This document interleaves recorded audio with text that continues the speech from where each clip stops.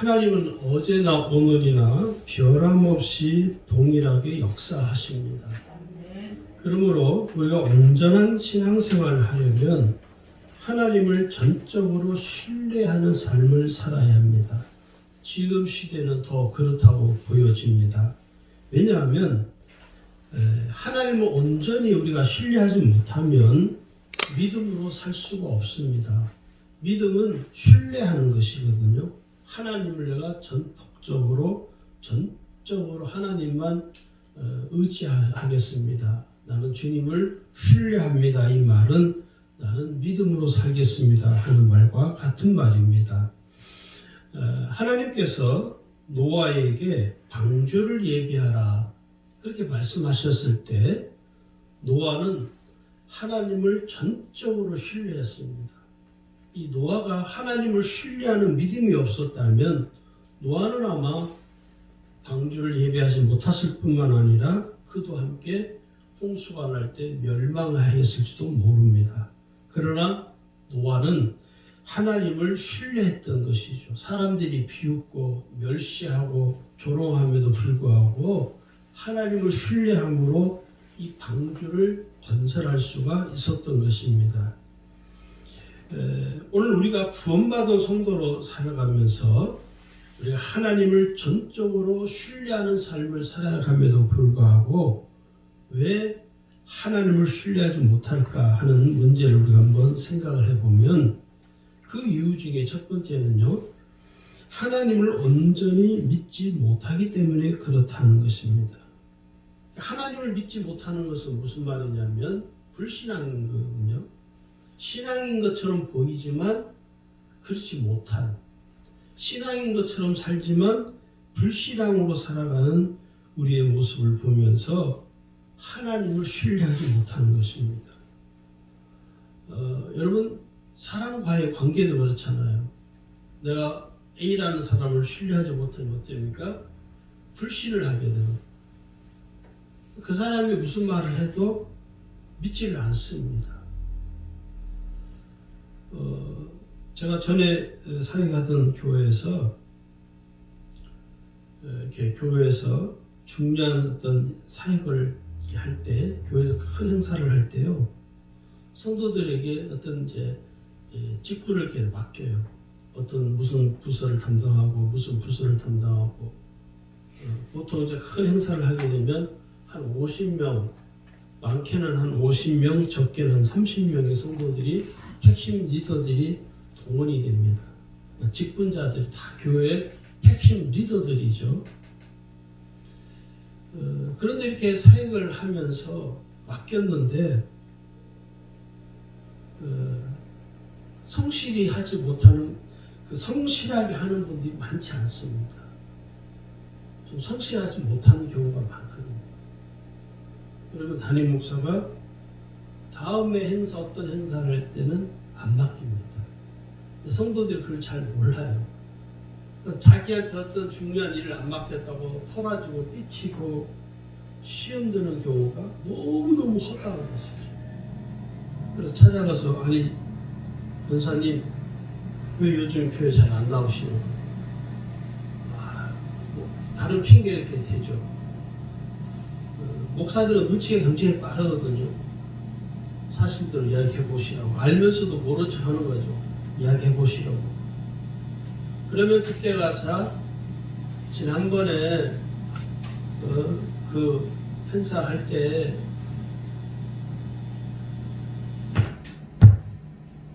목사님이 나에게 이런 일을 맡겼는데 왜 이번 행사에서는 나를 뺐느냐고.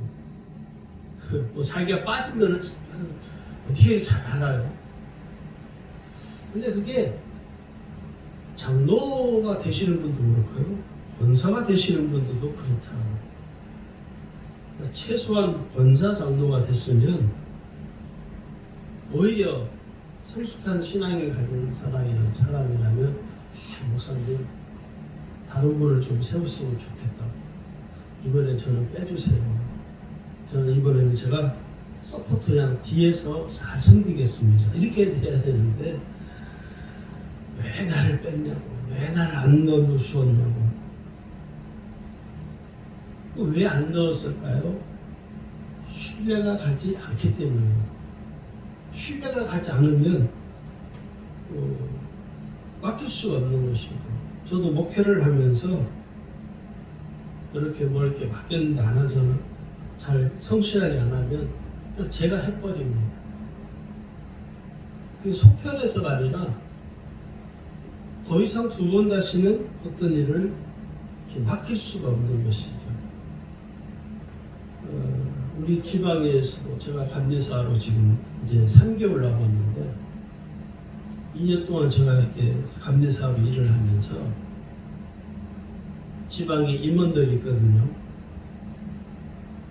근데 그것을 당신이 맡은 역할에 대해서 충실하게 성실하게 하는 분도 계시지만 그렇지 못하는 경우도 있어요.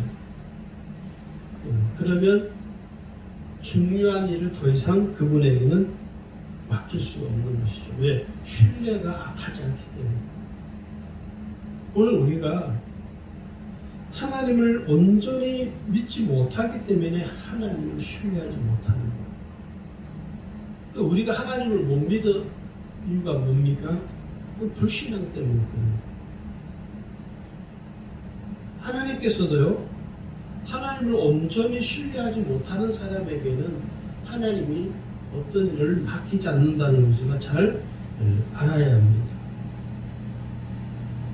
저 이스라엘 백성들을 여러분 보세요.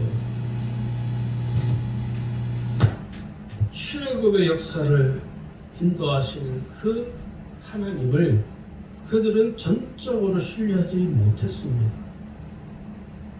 하나님을 신뢰하지 못하기 때문에 나오는 반응이 뭐죠? 끊임없이 하나님을 원망하고 불평하고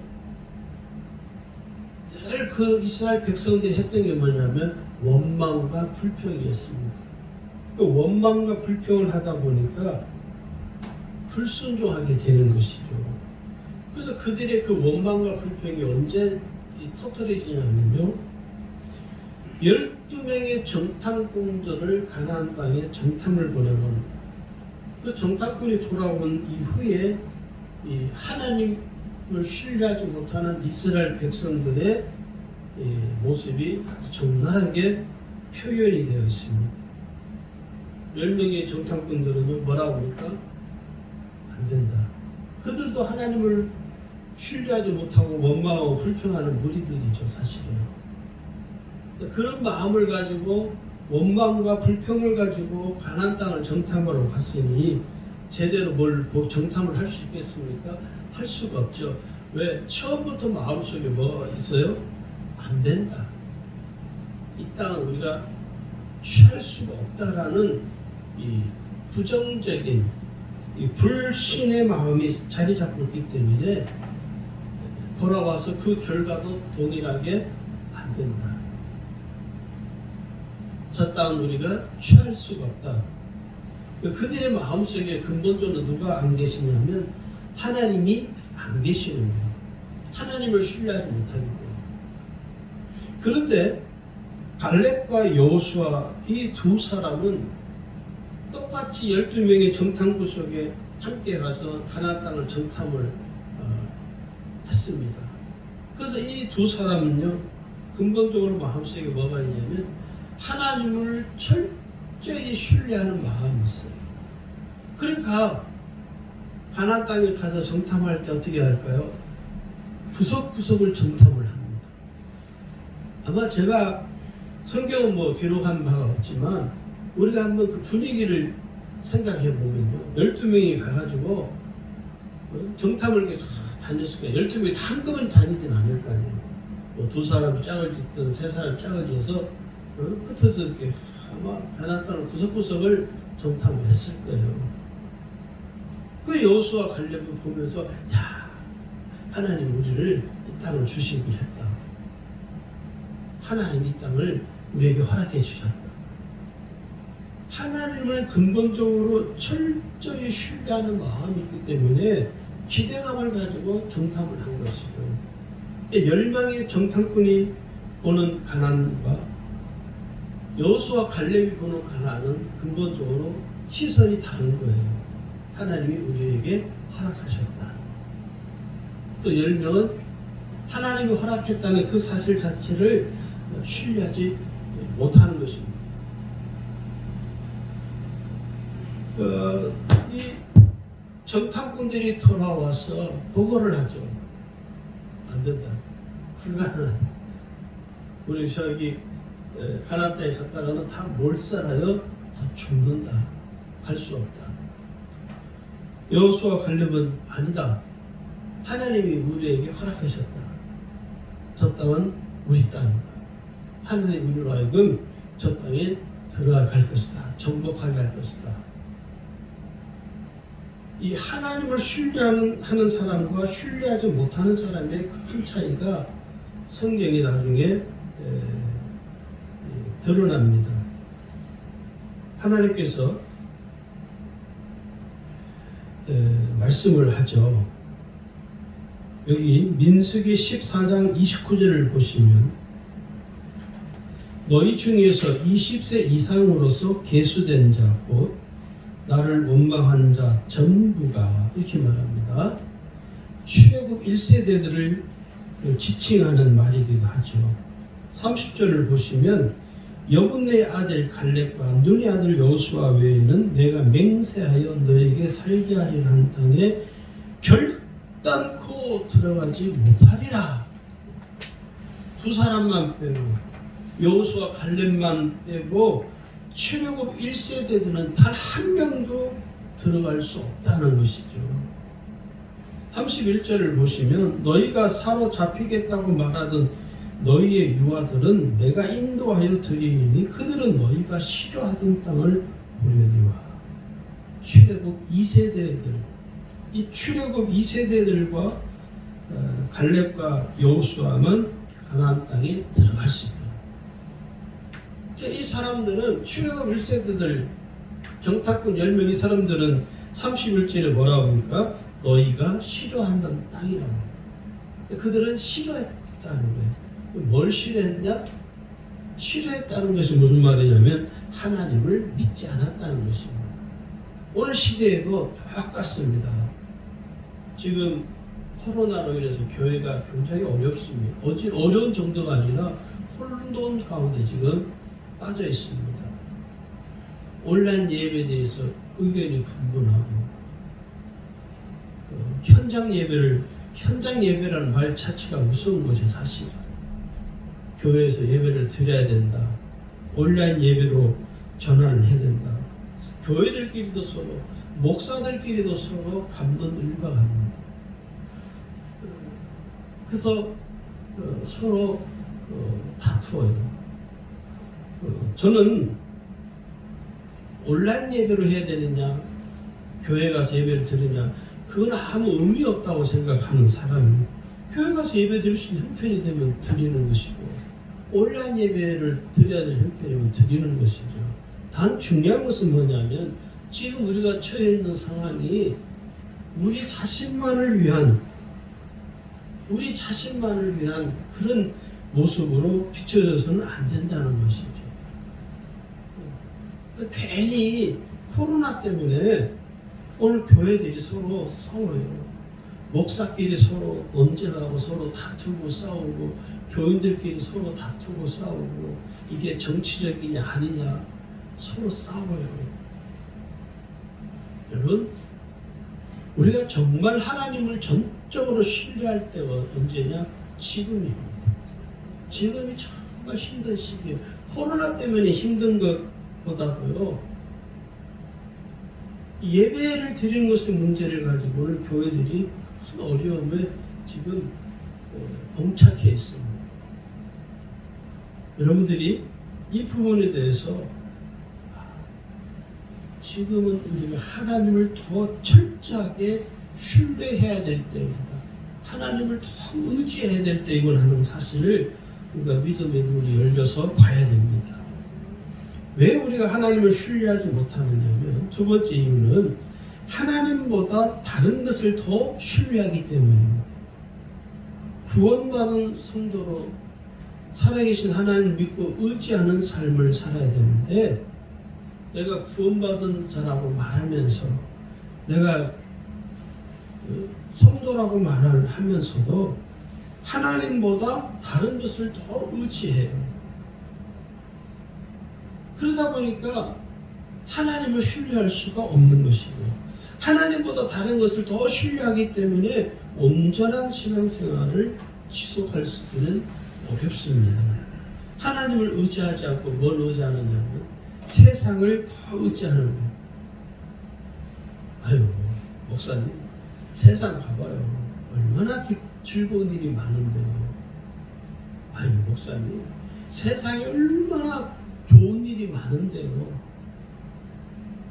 세상에 할 일이 얼마나 많은데요. 놀러 갈 곳이 얼마나 많은데요. 이게 뭐죠? 하나님보다 세상을 더 의지하는 거예요. 또 하나님보다 누구를 더 의지하느냐면 사람을 더 의지해요. 사람을 더 의지하는 거예요. 사람을 의지하기 때문에 뭡니까? 하나님이 그 사람 삶에는 계시지 않습니다. 사람을 더 의지해요. 사람을 더 신뢰하고, 어떤 어려움이 있으면 사람 찾아가고, 어떤 어려움이 있으면 사람의 도움을 받으려고 하고, 이 모든 것들이 하나님을 신뢰할 수 없는 형편에 있는 것입니다. 이 세상을 의지하는 것을 우리가 버려야 되고, 내가 하나님보다 사람을 의지하는 것을 여러분 버려야 됩니다. 할렐루야. 우리나라 동양에서는, 특히 우리나라 같이 유교적인 관습에 쩌들려 있는 이 나라들은 자식들이 누굴 의지합니까? 부모를 의지하죠. 나쁜 게 아니에요. 저는 그것을 나쁘다고 비난하는 게 아니라 잘 이해를 하셔서 드려야 돼요. 부모를, 자식이 20살이 넘었음에도 불구하고 부모를 의지하면요, 그 사람은요 30이 되고 40이 되도 50이 되도 똑같습니다. 부모를 의지해요. 그런데 여러분, 서양 문화는요 부모를 의지하지 않도록 합니다. 20살이 되면 독립을 하게 해요. 마음으로도 독립해야 되고 재정적으로도 다 독립을 시켜버려요. 그래서 그들은 처음부터 부모를 의지할 생각조차를 갖지 않습니다. 자기가 어떤 어려움을 당하면 그 어려움을 자기가 해결하려고 그러지 부모에게 찾아가서 나를 도와달라고. 그러니까 우리 한국 사회에서 그런 거 너무 많이 보잖아요. 부모가 도와주지 않으니까 부모에게 해코지하고 집안에 행패를 부리고. 제가 그 프로는 자주 보는 프로는 아닌데, 아이 컨택이라고 서로 눈과 눈을 마주보면서 나와서 서로 관계를 풀어가는 그런 프로그램이 있어요. 저도 그걸 몇 번 봤는데 그게 기사가 될 정도로 심각한 그 관계를 가진 사람이 있었어요. 얼마 전에. 개그맨 최홍림 씨라고. 이 최홍림 씨가 간 이식 수술을 받고 지금 생명을 연장해서 사는 사람이에요. 간 말기 암이었는데 간 이식을 누가 해줬냐면 그 친누나가 해줬습니다. 그 사람 그 풀에 나와서 하는 거 보니까 정말 비참하게 살았더라고요. 그 형이라는 사람이 있는데 그 형이 자기가 어렸을 때부터 맨날 자기 형한테 얻어 터졌대요. 동생은 그렇게 죽도록 두드려 패고 그랬다는 거예요. 그래서 그 사람은 어렸을 때부터 이 트라우마가 뭐냐면 그 형에 대한 두려움이 막 사로잡혀 있어요. 자기가 이식 수술을 하지 않으면 생명을 더 이상 연장할 수 없는, 죽을 수밖에 없는 지경이 있는데 그 형이라는 사람이 자기 동생한테 간을 주겠다고 그랬다는 거예요. 그리고 간 이식 수술하기로 한 그날 그 그 전날 이 형이 잠적해버렸어요. 도망가 버린 거예요. 그래서 그 누나가 내가 간을 주겠다. 같은 형제라도 그렇게 하기 쉽지 않거든요. 내가 간을 주겠다. 그래서 누나의 간 이식을 받아서 지금 그 개그맨 최홍림 씨가 살아요. 근데 그 프로에 나와서 그 누나가 자기 오빠와 자기 동생이 서로 철천지 원수가 되어서 서로 남남처럼 살기 때문에 어느 날 그 오빠가 되는 분이 그 누나가 되는 사람한테 전화를 했고요. 그래서 그 누나는요, 자기 동생을 위해서 그 철천지 원수 같은 그 오빠를 용서하기로 마음의 결심을 하고 그 오빠를 받아들인 거예요. 그리고 이제 동생 되는 그 최흥림 씨와 그 자기 오빠를 서로 화해시키기 위해서 그 프로그램에 나오게 했는데, 그 최흥림 씨가 그 형이라는 사람을 보는 순간 제대로 얼굴을 보지 못해요. 얼마나 두려웠습니까? 벌벌 떠는 거예요. 나이가 50이 다 된 사람이. 그러면서 자기가 어렸을 때부터 받았던 그 형으로부터 받았던 아주 큰 상처들을 다 말을 합니다. 그 어머니가 죽었어요. 그 어머니가 죽은 이유가 그 형 때문에 죽은 거예요. 그걸 다 이야기할 수는 없지만 결국 마지막에 어떠냐, 그 최홍림 씨가 지금은 내가 형을 용서할 수 없다. 평생 앞으로도 형을 볼 일은 없을 것이다. 당신이 죽는 날 장례식에는 내가 꼭 간다. 그리고 그 프로그램이 끝이 났어요. 저는 그걸 보면서 참 먹먹하더라고요. 저는 연예인들 나와서 뭐 그런 비슷한 이야기하면 별로 그렇게 뭐 마음에 일체가 안 되는데, 유일하게 그 사람의 이야기 스토리를, 인생 스토리를 보면서 처음으로 마음이 참 아프더라. 얼마나 그 형에 대해서 미움이 크게 달했으면 자기 형이 그 무릎을 꿇고 그 바닥에 무릎을 꿇고 동생에게 용서를 구해요. 동생아, 나를 용서해라. 눈물을 펑펑 쏟으면서. 근데 그 당사자가 받아들이지 못하는 거예요. 그리고 제가 뭘 느꼈냐면, 용서는 자기가 용서를 구하는 게 아니에요. 용서는 누가 하느냐? 그 동생이 해줘야 돼요. 자기가 용서를 구한다고 해서 용서가 되는 게 아닌 문제거든요.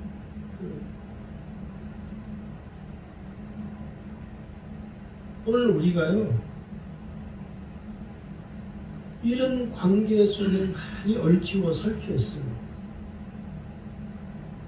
그러다 보니까 어떻게 되느냐? 사람을 의지하지 않는 것이죠. 그분이 신앙인지 아닌지 제가 확실히 뭐 알 수는 없지만, 오늘 우리 관계에도 마찬가지거든요.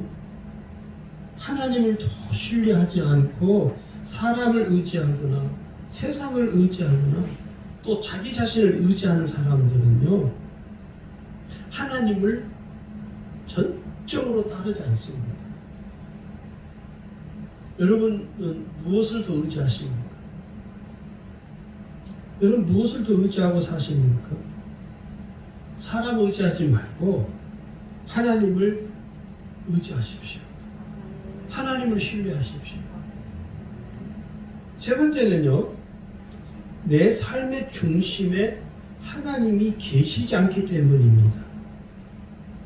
내가 하나님을 전적으로 신뢰하는 삶을 살지 못하는 이유는 내 삶의 중심에 하나님이 계시지 않기 때문이에요. 하나님이 내 삶에 계시는 것과 계시지 않는 것은요, 비교할 수 없는 차이가 있죠. 하나님이 내 삶의 중심에 계시면 어떻게 살아가게 될까요? 내가 하고 싶은 대로 사는 것이 아니라 하나님이 원하시는 것을 따라 살게 됩니다. 자, 여러분 한번 생각해 보세요. 목사님, 저는 아직도 하고 싶은 게 너무 많아요. 혹시 그런 분 계십니까? 잘 생각해 보세요. 그것이 정말 하나님이 원하시는 걸까? 우리가 항상 잊지 말아야 될 키워드가 뭐냐? 우리 신앙에서 중요한 키워드가, 핵심 키워드가 뭐냐면, 내가 하고 싶은 대로 살아서는 안 돼요. 할렐루야. 내가 하고 싶은 대로 살아서는 안 되는 거예요. 왜요? 하나님이 원하시는 것이 무엇일까? 하나님이 나를 향한 하나님이 기뻐하시는 그 뜻이 무엇일까를 우리가 찾아가야지. 내가 원하는 것을 찾아가고 내가 하고 싶은 것을 추구하면 하나님은 그 삶 속에는 역사할 수가 없습니다. 내 마음의 중심에 누가 있느냐가 중요한 거예요. 내 마음의 중심에 하나님이 계시는 것과 계시지 않는 것은요, 비교 자체가 안 됩니다. 성경 우리에게 분명히 말하는 줄 아십니까? 하나님은 사람의 외모를 보지 않고 중심을 본다고 말씀을 해요. 사무엘상 16장 7절에 하나님께서 사무엘에게 말하죠. 이 사무엘이 이제 사울 왕의 하나님부터 버림을 당해서 사울 왕을 대신해서 왕을 세워야 되는데, 하나님이 그 왕을 세우는 기준이 뭔지 아십니까? 사무엘상 16장 7절에 나옵니다. 여호와께서 사무엘에게 이르시되 그의 용모와 키를 보지 말라. 내가 이미 그를 버렸노라. 내가 보는 것은 사람과 같지 아니하니 사람은 외모를 보거니와 나 여호와는 중심을 보느니라. 이렇게 말씀합니다. 그러니까 우리는 우리 눈에 보여지는 것만 우리는 보잖아요. 그 사람이 어떤 중심, 뭐가 있느냐를 보지 않고 그냥 우리는 사람의 외모만 가지고 평가를 하거든요. 우리가 어떤 미의 기준도 뭡니까? 외모만 가지고 미의 기준을 삼잖아요. 잘못된 것이죠. 하나님은 외모를 보는 것이 아니라 중심을 본다는 것입니다. 내 마음의 중심에, 내 삶의 중심에 하나님이 계시는지 안 계시는지를 하나님이 보시는 거예요. 할렐루야. 내 삶의 중심에 하나님이 계시냐 안 계시냐에 따라서 하나님이 역사하느냐 역사하지 않느냐가 차이가 나는 거예요. 본론을 좀 말씀드리면, 하나님을 전적으로 신뢰하는 삶이란 뭐냐?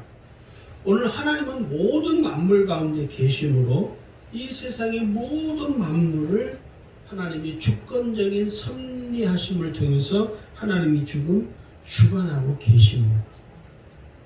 요즘 한파 때문에 우리 교회도 지금 물이 얼어가지고 물이 안 나와요.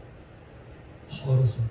뭐 씻는 것도 시원찮고 마시는 것도 시원찮고 지금 다 그렇잖아요. 뭐 계란기가 다 동파되고 다 파괴되고요. 수도가 다 얼어가지고 지금 이렇게 이상 기근이 일어나서 이런 날씨도 하나님 뭡니까? 주관하시는 거예요. 할렐루야. 하나님이 지금 다 주관하고 계시는 거예요. 그러니까 하나님이 지금 하나님의 주권적인 섭리를 통해서 주관하고 계시다는 이 사실을 우리가 깨달아서 하나님을 전적으로 신뢰하는 삶을 살아야 되는데, 그 삶이 그건 뭐냐? 첫 번째, 유일신이신 하나님만 믿고 섬기는 삶입니다. 유일신이신 하나님을 내가 믿고 의지하며 오직 하나님만 섬기며 살아가는 그 삶을 사는 것이 하나님을 신뢰하는 것입니다. 시편 146편 2절 3절에 나의 생전에 여호와를 찬양하며 나의 평생에 내 하나님을 찬송하리로다. 방백들을 의지하지 말며 도울 힘이 없는 인생도 의지하지 말지니. 이렇게 말합니다. 내가 믿는 하나님 한 분이시죠. 할렐루야. 내가 믿는 하나님 한 분이셔요. 유일신이라는 말이죠. 내가 그 하나님을 내 일평생 동안에 우리는 유일신이신 하나님만 믿고 섬기는 삶을 사는 거예요. 한 10년 예수 믿다가 이게 아닌 게요. 또 불교에 가서 절에 한 10년 다니다가 이게 아닌 게요. 천주교에 가서 한 10년 다니다. 그렇게 하는 게 아니에요. 취미가 아니라니까요. 일평생 변함없이 유일신이신 하나님만 믿고 섬기는 삶을 사는 것이 하나님을 전적으로 신뢰하는 삶입니다. 두 번째는요. 하나님을 전적으로 신뢰하는 삶의 두 번째는 믿음으로 사는 겁니다. 오늘 구원받은 저와 여러분의 삶의 중심이 뭐냐면 믿음이에요. 믿음. 삶의 중심이 믿음으로 살아가기 때문에 내 삶 속에서 일어나는 모든 것을 무엇을 통해서 경험되어지냐면 믿음을 통해서 경험되어지는 거예요. 여러분 하나님 은혜를 풍성하게 경험하고 싶으시죠? 그럼 어떻게 해야 돼요? 믿음으로 살아야 합니다. 다른 지름길이 없습니다. 종종 성도들에게 받는 질문 중에 하나가 목사님 어떻게 하면 하나님의 은혜를 경험하는 지름길이 있을까요? 없습니다. 없습니다. 속성과외라는 게 없습니다. 신앙에는. 공부에는요 속성과외라는 게 있어요. 신앙은 속성과외는 없습니다. 신앙에는요 그런 게 없어요. 그럼 어떻게 하느냐? 믿음밖에 없어요. 그럼 믿음으로 사는 게 뭡니까? 내 삶 속에서 일어나는 모든 것을 믿음으로 생각하는 거예요. 지금 코로나로 인해서 우리가 어려운 가운데 있잖아요. 이걸 어떻게 우리가 해석하고 이걸 우리가 어떻게 받아들이고 이걸 어떻게 우리가 봐야 됩니까? 접근을 해야 될까요? 믿음으로 하는 거예요. 믿음으로. 믿음으로 생각하고 믿음으로 바라보는 것이죠. 믿음으로 말하는 것이죠. 교회가 서로 지금 서로 욕합니다. 그럴 필요가 없다고 저는 봐요. 온라인 예배를 거부하고 교회에서 현장 예배 자체가 말이 안 되는 이야기거든요. 그건 성경적인 용어가 아니기 때문에 지금 시대가 그렇게 자꾸 흘러가고 있는데 시대가 그러니까 그렇게 간다고 방치하면 안 됩니다. 이게 무서운 거예요. 그러니까 교회에서 성도들이 모여서 예배 드리는 걸 가지고 비난하지 마세요. 그건 정말 어리석은 거예요. 모르거든요. 옛 사람 여러분 잘 보세요. 하나님 보시기에 온라인 예배 드리는 것을 하나님이 기뻐하지 않는다면 어떻게 할 거예요, 여러분? 이게 코로나 때문에 교회가 예배 드리는 것에 대해서 서로 왈가불할 이유가 전혀 없다는 거예요. 그것은 우리가 믿음으로 좀 생각하자는 거예요. 믿음으로 우리가 해석하자는 거예요. 믿음으로 바라보자는 거예요. 믿음으로 대처하자는 거예요. 믿음으로 예수님을 바라보는 거예요. 믿음으로 살려고 애를 쓰는 성도를 통해서 하나님은 역사에 가십니다. 할렐루야. 성경은 우리에게 분명히 말하기를 히브리 11장 1절 3절에 보면 믿음은 바라는 것들 실상이요 보이지 않는 것들의 증거니 선진들이 이뤄서 증거를 얻었느니라. 믿음으로 모든 세계가 하나님의 말씀으로 지어진 줄을 우리가 아나니 보이는 것은 나타난 것으로 말미암아 된 것이 아니니라. 이게 뭐냐면 믿음은 바라는 것들 실상이에요.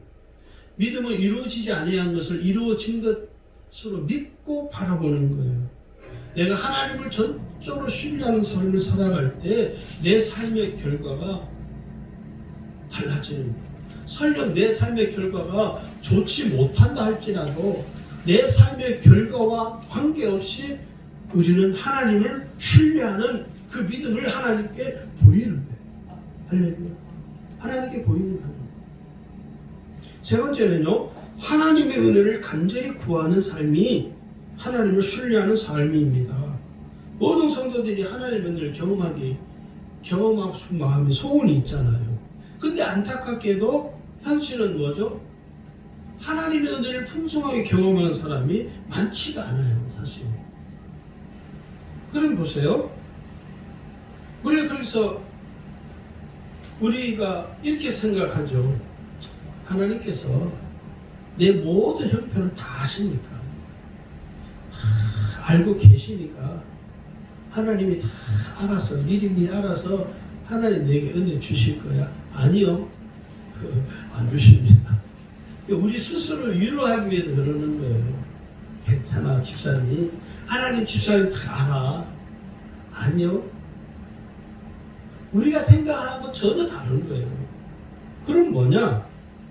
우리가 그렇게 생각하는데 성경은 우리에게 뭐라고 그러는지 아십니까?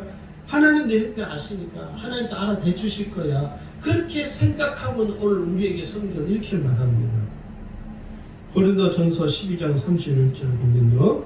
너희는 더욱 큰 은사를 사모하라. 내가 또한 가장 좋은 길을 너희에게 보이리라. 베드로전서 2장 2절을 말합니다. 갓난아기를 같이 순전하고 신령한 젖을 사모하라. 마태복음 7장의 7절에 가면 또 뭐라 하는지 아십니까? 구하라. 그리하면 너희에게 주실 것이요. 찾으라. 그리하면 찾아낼 것이요. 문을 두드리라. 그리하면 너에게 열릴 것이니. 요한복음 15장 7절에 가면요. 너희가 내 안에 거하고 내 말이 너희 안에 거하면 무엇이든지 원하는 대로 구하라. 그리하면 이루리라. 다 무슨 이야기 하는 겁니까? 사모하라는 거예요. 구하라는 거예요. 간절함으로 하나님 앞에 은혜를 구하는 거예요. 은혜를 구하는 자에게 하나님이 은혜를 주시는 거예요. 그게 공평하신 하나님이기 때문에. 은혜를 구하지 않는 자에게는 하나님 은혜를 주실 수가 없죠. 공의로우신 하나님이시기 때문에. 그러니까 우리 스스로가 자기 스스로가 이상한 비성경적인 논리에 빠지면 안 돼요. 하나님 내 형편 다 아시지. 하나님 다 알아서 해주실 거야. 아니요. 하나님 다 아시지만 여러분이 구하지 않으면 하나님이 줄 수 없습니다. 여러분이 애타게 하나님을 찾지 않으면 하나님 만날 수가 없어요. 여러분이 하나님께 간절함으로 구하지 아니하면 하나님 여러분에게 주시지 않습니까? 이게 신앙이라는 거예요. 가만히 있는다고 하나님이 알아서 자동으로 착착착착착 주면 얼마나 좋겠습니까? 기계처럼, 자동 기계처럼, 그죠? 프로그램 입력만 다 하면 자동으로 착착착착 하나님 다 해주면 얼마나 좋겠어요. 어떤 분이 그러시더라고요. 하나님이 이 세상을 만드신 분인데 이 세상에 하나님이 그거나 못하십니까? 하나님도 알아서 그냥 자동으로 착착착 내게 필요한 거냐 때가 되면 쫙 주시면 참 좋겠다고. 근데 성경 어디를 봐도 하나님이 알아서 주겠다고 하는 데가 없어요. 뭐라고 합니까? 구하라는 거예요. 구하는 거예요. 구하는 거. 구하는 자에 하나님이 주신다고 하셨어요. 찾는 자에게 하나님이 찾을 거라고 했어요. 두드린 자에게 열릴 것이라고 했습니다. 그러니 여러분 우리가 부지런히 구하고 찾고 또 찾고 두드려야 됩니다. 그게 은혜라는 거예요. 네 번째는요. 하나님을 신뢰하는 삶이면 네 번째는 뭐냐? 하나님 말씀에 순종하는 것입니다. 하나님을 전적으로 신뢰하는 사람은 하나님 말씀에 즉시로 순종해요. 하나님께서 내게 무슨 말씀을 하시는지 즉시 하는 거예요. 즉시. 그래서 순종은 뭐냐? 거룩하고 신실한 신앙인의 아름다운 모습이라고 해요. 그래서 우리는 그 순종을 어떻게 표현하냐? 순종은 신앙의 완성입니다. 다시 말해서 이 신앙은, 순종은요, 성숙한 신앙을 갖춘 사람만 할 수 있어요. 성숙하지 못하고 미성숙한 신앙으로 사는 사람에게는 순종이 어렵습니다. 대부분 성도들이 뭐가 힘든 줄 아십니까? 순종하느냐, 불순종하느냐를 두고 갈등을 해야 돼. 내가 순종할 것이냐, 말 것이냐 두고 그렇게 마음의 갈등이 심하네. 그러니까 어느 한순간도, 그러니까 어느 날 성도들이 순종하는 것 자체를 마음에 안 가져요. 왜? 갈등하니까. 갈등하는 것이 너무 싫은 거예요. 할 거냐 말 거냐, 내가 순종할 것이냐 말 것이냐. 순종하려니까 내가 버려야 할 게 너무 많은 거예요. 내가 포기할 게 너무 많은 거예요. 내가 버려야 할 게 너무 많은 거예요. 내가 놔줘야 할 게 너무 많은 거예요. 그래서 오늘날 성도들이 순종하는 것을 마음에 품지를 못하는 거예요. 왜요? 미성숙하기 때문에. 아직 신앙이 완성이 안 되었기 때문에 순종하지 못하는 거예요. 신앙에 있어서 가장 어려운 게 뭡니까? 순종입니다. 순종하는 게 그렇게 어려워요. 믿음이 아니면 아니기 때문에. 하나님께서 말씀하시면 언제든지 내가 순종하고자 하는 삶의 태도를 갖춰야 됩니다. 순종하기를 즐거워하는 성도가 하나님을 전적으로 신뢰하는 삶을 살아갈 수가 있습니다. 자, 마지막으로 하나님을 전적으로 신뢰하는 삶을 우리가 살기 위해서는 어떻게 해야 되나? 첫 번째, 유일신 신앙으로 살아야 됩니다. 출애굽기 20장 3절에 말씀하기를 너는 나 외에는 다른 신들을 내게 두지 말라. 10계명의 첫째 계명이죠. 이 첫째 계명이 뭡니까? 영역이 하나님 외에 다른 신을 섬기지 말라는, 오직 하나님만 섬기라는 거예요. 출애굽기 20장 4절에 말씀하기를 너를 위하여 그 첫째 계명을 주면서 이렇게 말씀하죠. 너를 위하여 새긴 우상을 만들지 말고 또 위로 하늘에 있는 것이나 아래로 땅에 있는 것이나 땅 아래 물속에 있는 것의 어떤 형상도 만들지 말며, 이렇게 말합니다. 하나님이 아닌 다른 우상에 절하지 말라는 거예요. 다른 신을 섬기지 말라는 거예요. 우상에게 절하는 죄를 범하면 어떻게 합니까? 3, 4대까지 그 죄를 하나님이 심판하시겠다는 것입니다. 5절에 보세요. 그것들에게 절하지 말며 그것들을 섬기지 말라. 나 내 하나님 여호와는 질투하는 하나님인즉 나를 미워하는 자의 죄를 갚되 아버지로부터 아들에게로 3, 4대까지 이르거니와. 하나님이 철저히 하나님, 끝까지 하나님이 응징하겠다는 거예요. 여러분, 하나님이 응징하기를 마음 딱 먹으면요, 그 인생은 끝난 거예요. 예. 그래서 부모들이 죄를 범하지 말아야 돼요. 부모의 죄가 자식들에게 유전이 됩니다. 하나님이 그 응징하는 거예요. 부모가 하나님 앞에 죄를 보면 그 죄를 회개하지 않으면, 그 죄를 해결받지 못하면요, 하나님이 그 부모의 죄를 자식에게까지 끝까지 쫓아가서 하나님이 응징하는 거예요. 이게 무서운 거예요, 사실은. 하나님을 섬기지 않는 이 신앙이 얼마나 무서운가. 우리가 이것을 잘 깨달아야 됩니다. 그런데 또 깊은 소식이 있어요. 6절에 보면요, 나를 사랑하고 내 계명을 지키는 자에게는 뭐라고 합니까? 1000배까지 은혜를 베푼다. 그러니까 하나님만을 섬기는 사람과 우상을 섬기는 사람의 그 삶의 결과가 완전히 다르다는 것을 성경 말하는 거죠. 자, 두 번째는요, 하나님 중심의 삶을 살아야 합니다. 내 삶의 중심이 하나님 계시는 것과 계시지 않는 것. 아까 말씀드렸죠. 그 성경을 보면요, 다니엘서, 저는 다니엘서를 제가 좀 다른 성경보다 좀 많이 읽는데, 이 다니엘서를 여러분 기회가 되시면, 시간이 되시면 다니엘서 집중적으로 한번 읽어보세요. 한 10번 정도. 그러면요, 그 다니엘서를 읽으면서 놀라운 은혜들을 깨닫게 돼요. 이 다니엘은요, 어떤 삶을 살았냐면 하나님 중심의 삶을 살았던 인물입니다. 다니엘은요, 어떤 지경에 있든지 마음이 전혀 요동하지 않아요. 변함이 없어요. 자기가 지금 이게 하나님을 의지할 수 없는 지경이 있는데도 불구하고 그 사람은요, 이 다니엘은 마음이 흔들리지 않아요. 눈초점 하나도 흔들리지 않아요. 손끝 하나도 흔들리지 않아요. 마음이 한 눈곱만큼도 움직이진 않아요. 오직 하나님만 철저히 신뢰하는 그 마음이 변함이 없는 거예요. 그래서 제가 이 다니엘을 보면서 다니엘 신앙을 4가지로 분류를 합니다. 첫 번째, 다니엘이 하나님 중심의 신앙인데 그 첫 번째 신앙이 뭐냐? 뜻을 정한 신앙이에요.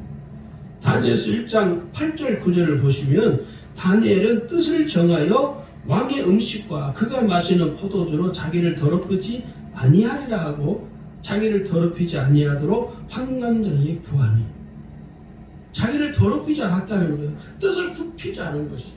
오직 유일하신 하나님만 신뢰하는 그 신앙을 전혀 굽히지 않았다는 거예요. 타협할 수 있는데 타협하지 않았다는 거예요. 두 번째는요, 이 다니엘의 신앙은 하나님을 전적으로 신뢰하는 신앙입니다. 다니엘 6장 10절에 보시면요, 다니엘이 이 조세에 왕의 도장이 찍힌 것을 알고도 왕이 금령이 내렸거든요. 다른 신에게 절하지 말고 내가 만든 신에게 절하라. 그래서 여기 보면요, 다니엘의 이 조세에 왕의 도장이 찍힌 것을 알고도 자기 집에 돌아가서는 윗방에 올라가 예루살렘으로 향한 창문을 열고 전에 하던 대로 하루 3번씩 무릎을 꿇고 기도하며 그의 하나님께 감사했다. 하나님을 신뢰했다는 것이죠. 하나님을 신뢰할 수 없는 지금 형편인데 이 다니엘은 전혀 개의치 아니하고 두려워하지 아니하고 하나님 앞에 하루에 3번씩 무릎을 꿇고 기도하는 그대로 그 삶을 유지했다는 거예요. 그 신앙을 유지했다는 거예요. 이게 가능한가요? 쉽지 않습니다. 못배임을 당할 수 있는 상황인데 굽히지 않는 것이죠. 또 이 다니엘의 세 번째 신앙이 뭐냐? 우상에게 절하지 않는 신앙이었다는 것입니다. 우상에 절하지 않는 것. 그리고 이 다니엘의 신앙은 사자굴에 던져지는 생명의 위협 속에서도 그의 신앙을 굽히지 않았다는 것입니다. 나중에 이제 다니엘이 그 굴에 던졌을 때 하나님이 사자 입을 봉해버리죠. 천사들 통해서 사자 입을 하나님이 닫아버린 거예요. 그러니 다니엘을 물을 수가 없는 것이죠. 왕이 와가지고 나중에 와서 다니엘이 죽었나 안 죽었나 그것 와서 보니까 다니엘이 살아있는 거예요. 야, 다니엘아 괜찮느냐? 그때 다니엘이 이렇게 말합니다. 다니엘 6장 22절을 보시면 나의 하나님이 이미 그의 천사를 보내어 사자들의 입을 봉하셨으므로 사자들이 나를 상의하지 못하였사오니 이는 나의 무지함이 그 앞에 명백함이오며 또 왕이여 나는 왕에게도 해를 끼치지 아니하였습니다. 하나님이 천사를 보내셔서 사자 주둥아리를 그냥 하나님이 봉해버린 거예요. 이게 하나님의 역사예요. 지금 시대 동일하냐? 동일합니다. 지금 시대에도 똑같습니다. 마지막으로 세 번째는요, 신앙을 삶으로 드러내는 삶이에요. 하나님을 전적으로 신뢰하는 삶을 살아가려면요, 내 신앙을 내 삶에 공개해야 됩니다. 공개되어진 삶이 돼야 돼요. 목사님들이 전에 오래전이에요. 목사님들이 여럿이 어디를 가게 됐는데 목사들끼리 어디 여럿이 가게 됐는데 어떤 목사님이 그러는 거예요. 이렇게 이야기하는 거예요. 자, 우리가 여기 가서 외국이 아니에요. 선교 현장이 아니고 국내에서 있었던 일이에요. 우리가 서로 호칭을 할 때 목사라고 부르지 말래요. 그거 내가 그래서 왜 그러냐 했더니 여기서 우리가 목사라고 보면 좀 그렇지 않냐고. 저는 그 말도 참 불쾌하더라고요.